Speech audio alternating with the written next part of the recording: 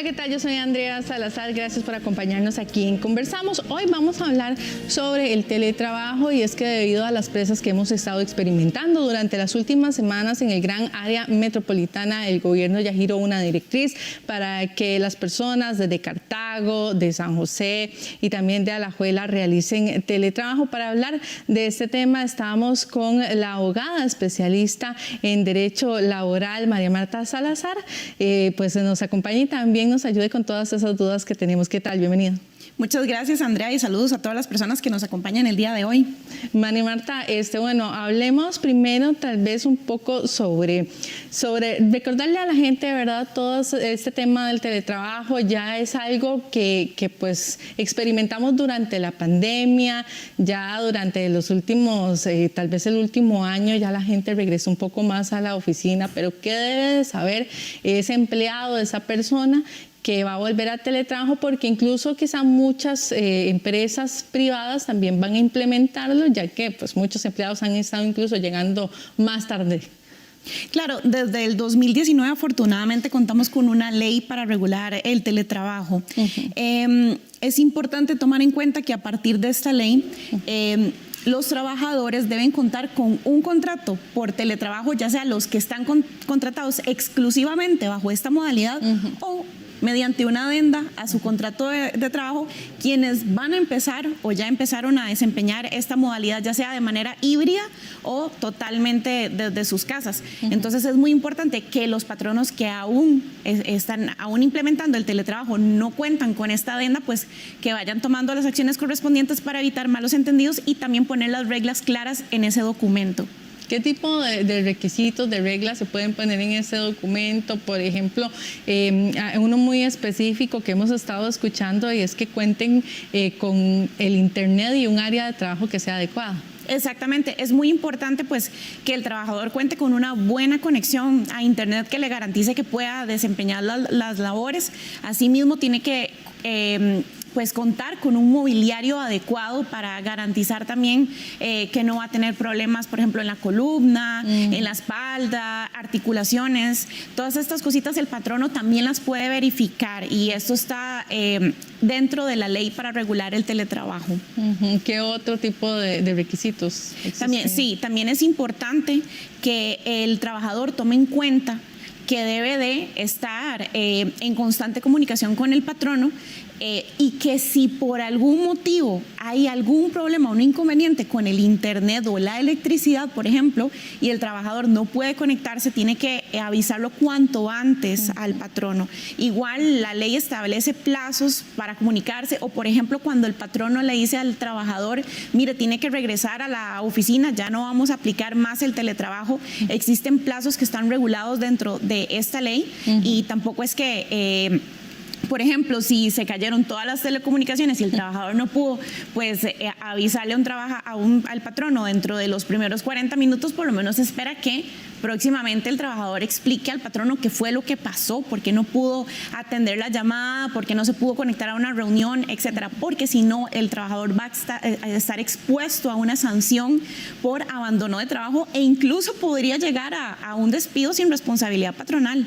Entonces sí existe abandono de trabajo a pesar de que estemos en teletrabajo y eso hay que recalcarlo siempre. Claro que sí, aquí el tema es que muchos trabajadores han malinterpretado el tema del teletrabajo y muchos patronos también, porque por un lado algunos trabajadores creen que estar en teletrabajo es que yo hago con el horario, mi jornada laboral, lo que yo quiera hacer y me voy de repente al gimnasio y me escapo a hacer unos mandados, pero si el contrato de trabajo me lo impide, yo sí tengo que estar en control o en comunicación con ese patrono.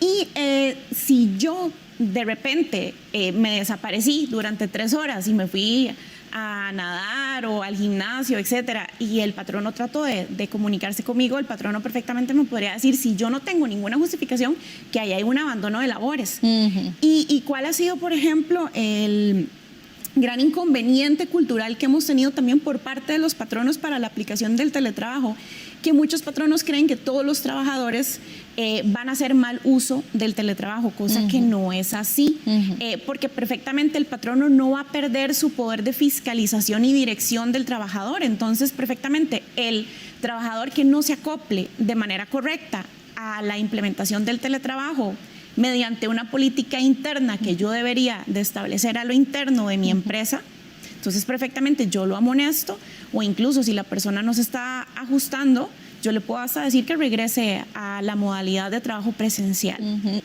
Y si, por ejemplo, yo tengo una modalidad de teletrabajo en la que unos días voy, otros días no, si yo, por ejemplo, hago teletrabajo los miércoles, y el patrono me dice, es que necesito que vengas ese día porque tenemos una reunión muy importante, ¿con cuánto tiempo de anterioridad me tienen que avisar?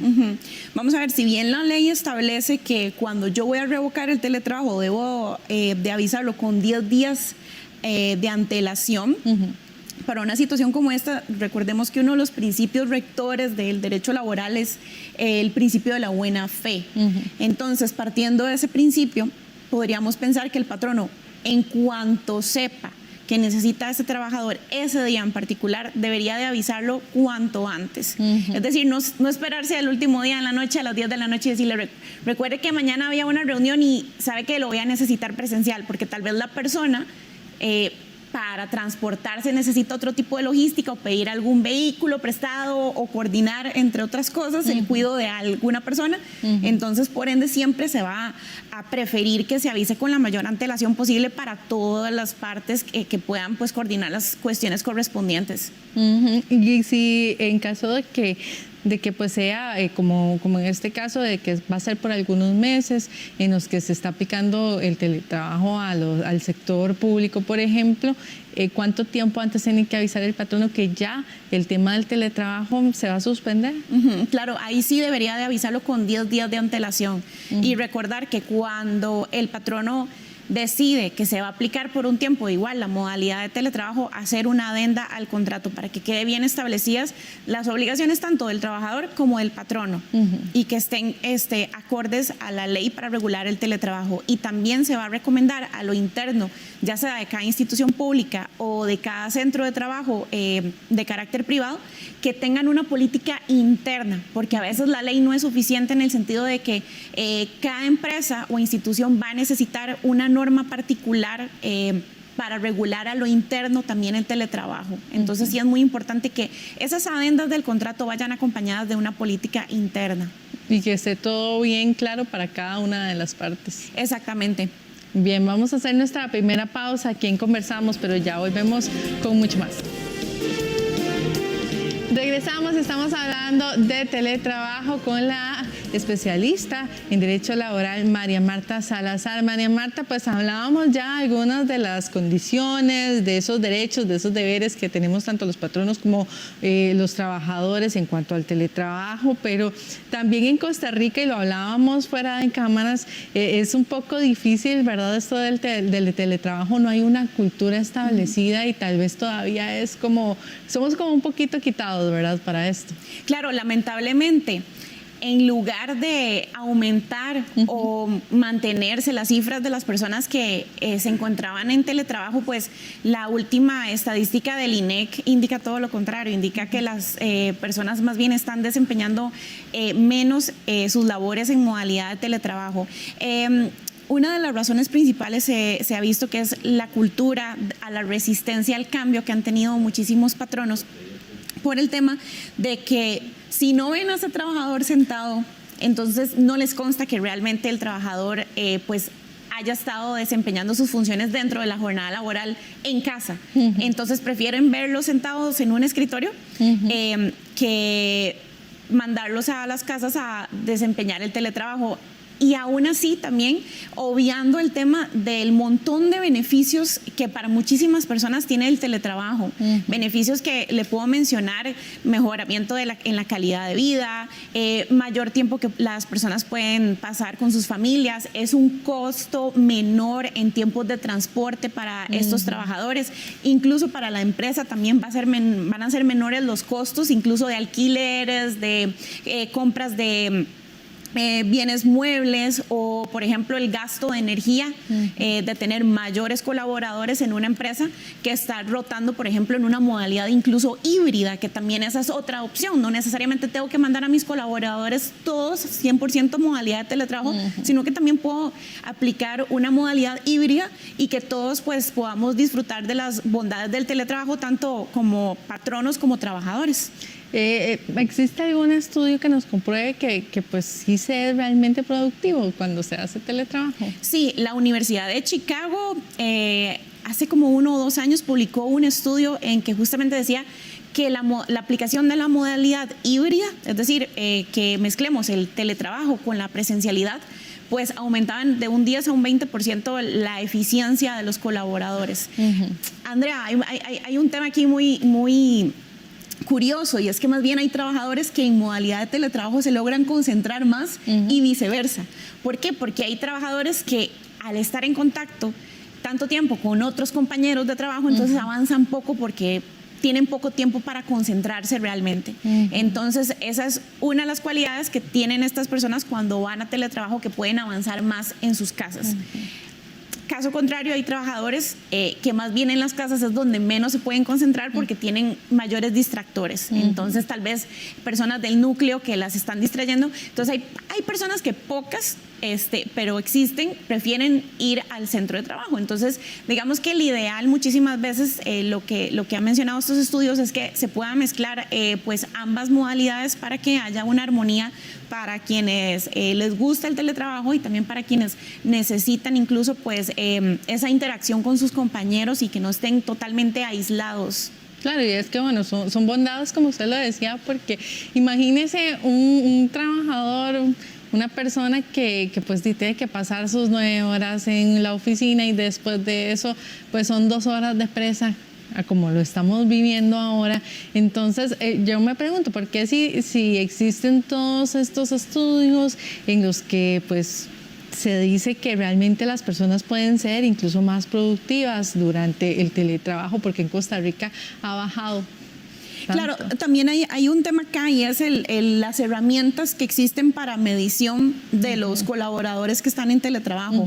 Hay muchas empresas que no tienen el dinero para hacer la inversión en este sistema. Hay otras empresas que desconocen del todo, que pueden incluso utilizar herramientas, software especial para poder controlar a los trabajadores desde sus casas.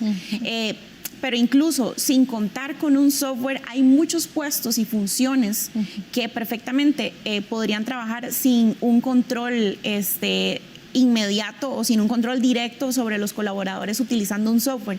También es importante que cada empresa haga un diagnóstico a lo interno para ver cuáles son los puestos que evidentemente son teletrabajables y cuáles no. No todos los puestos van a ser teletrabajables. Si yo necesito una persona, por ejemplo, el guarda de seguridad, lamentablemente pues este puesto muy probablemente no va a poder ser teletrabajable, porque vamos a necesitar tal vez que esta persona reciba proveedores o reciba mercadería, etcétera, o algunos otros tipos de funciones y de puestos que definitivamente pues no van a poder desempeñar el teletrabajo. Entonces es importante que la empresa pues pueda hacer este diagnóstico, y también, Andrea, que no lo aplique con fines discriminatorios, porque ya se ha visto que hay lugares donde la jefatura dice en un departamento a ciertos compañeros del departamento, les dice, ustedes pueden hacer teletrabajo, y a otros les dice que no, por un tema de afinidad, porque hay unos compañeros que les cae mejor y hay otros compañeros que definitivamente pues no los mandan a hacer teletrabajo porque no hay afinidad con esos colaboradores. Esto no puede ser. Y si yo soy entonces una de esas personas que están en el grupo que no tiene afinidad con la jefatura,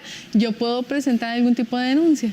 Sí se puede presentar, dependiendo de la institución. Evidentemente, si es una institución pública, puedo presentar un reclamo administrativo e incluso se puede acudir a instancias judiciales con la respectiva prueba, eso sí, porque si yo voy a argumentar que es que mi jefa no me da teletrabajo porque yo no le caigo bien, pero de repente en realidad fue que me lo revocaron, porque ya se había demostrado que yo varias veces durante el mes fui contactado y no respondía estando en teletrabajo, entonces pues no es en realidad tal vez que le caigo mal, puede ser que más bien mi jefatura, ejerciendo el poder de fiscalización y dirección, consideró que me debía revocar el teletrabajo porque yo no estaba pues ejecutándolo de la manera correcta.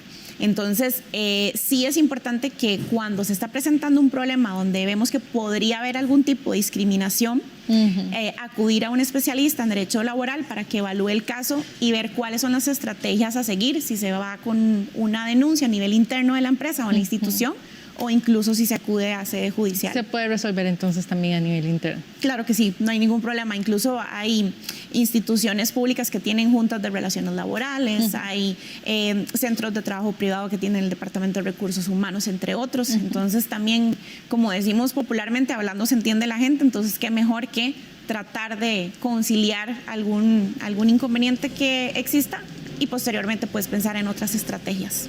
Bien, hacemos una nueva pausa, pero ya volvemos con más aquí en Conversamos.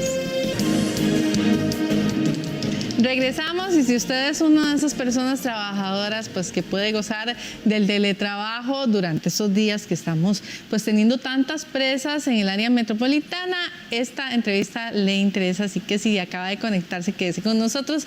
María Marta, bueno, hablamos ya de diferentes pues deberes, derechos que tenemos y usted nos hablaba ahora de algunos softwares también que existen para poder controlar a los trabajadores, de poder estar seguros de que están ahí conectados. Muchas personas se han sentido tal vez como que están invadiendo su privacidad, como que se sienten acosados debido a que tienen que instalar este tipo de software.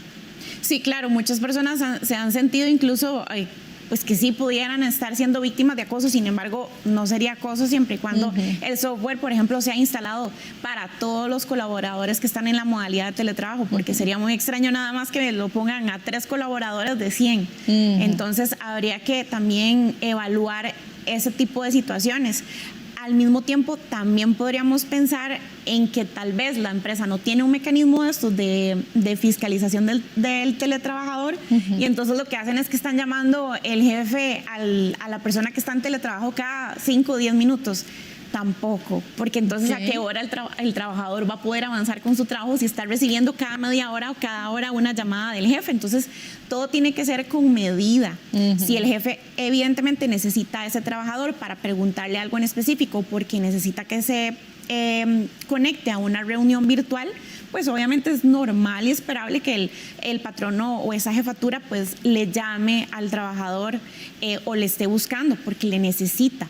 Pero sí se han dado también situaciones donde de repente la jefatura parece que en lugar de estar pues desempeñando sus funciones, más bien está fiscalizando cada cierto tiempo qué está haciendo el trabajador. Entonces tampoco ni la jefatura está trabajando ni tampoco deja avanzar a el teletrabajador. Entonces también es importante pues encontrar un balance y un equilibrio para que pueda llevarse a cabo el teletrabajo con armonía.